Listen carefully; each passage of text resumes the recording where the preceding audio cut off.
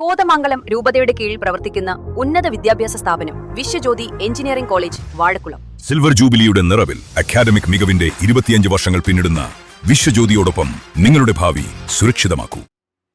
കല്ലൂർക്കാട് പഞ്ചായത്ത് ഓഫീസിൽ അതിക്രമം നടത്തിയ പ്രതിക്കെതിരെ കേസെടുത്ത പോലീസ്. സർക്കാർ വാഹനത്തിന്റെ ചില്ല് എറിഞ്ഞു തകർത്ത കല്ലൂർക്കാട് സ്വദേശി കളരിക്കൽ ബിജുവിനെതിരെയാണ് പോലീസ് കേസ് രജിസ്റ്റർ ചെയ്തത്.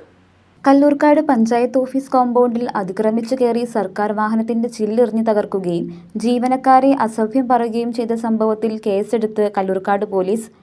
കല്ലൂർക്കാട് പഞ്ചായത്ത് 2-ാം വാർഡിൽ കളരിക്കൽ ബിജുവിനെതിരെയാണ് പൊതുമുതൽ നശിപ്പിച്ചതിന് പോലീസ് കേസ് രജിസ്റ്റർ ചെയ്തത്.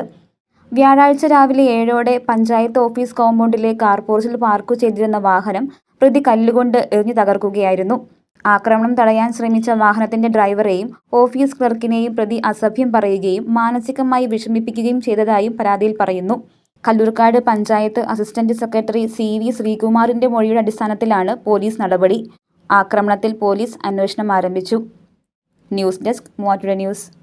എന്റെ കാഴ്ചയ്ക്ക് ചില ബുദ്ധിമുട്ടുകൾ അനുഭവപ്പെടാൻ തുടങ്ങിയത് ഈയിടെയാ. ആദ്യം ടെൻഷനായി.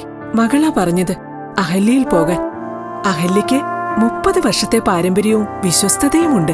അഹല്യയിലെ വിദഗ്ധരായ ഡോക്ടർമാരുടെ ചികിത്സ കൊണ്ട് എനിക്ക് എന്റെ കാഴ്ചശക്തി പൂർണ്ണമായും തിരിച്ചു കിട്ടി. ഇപ്പൊ എനിക്ക് ഈസിയായി വായിക്കാം. നേത്ര സംരക്ഷണത്തിന് നമ്മുടെ Ahalya. Ahalya foundation eye hospital, കേരളത്തിൽ എല്ലായിടത്തും.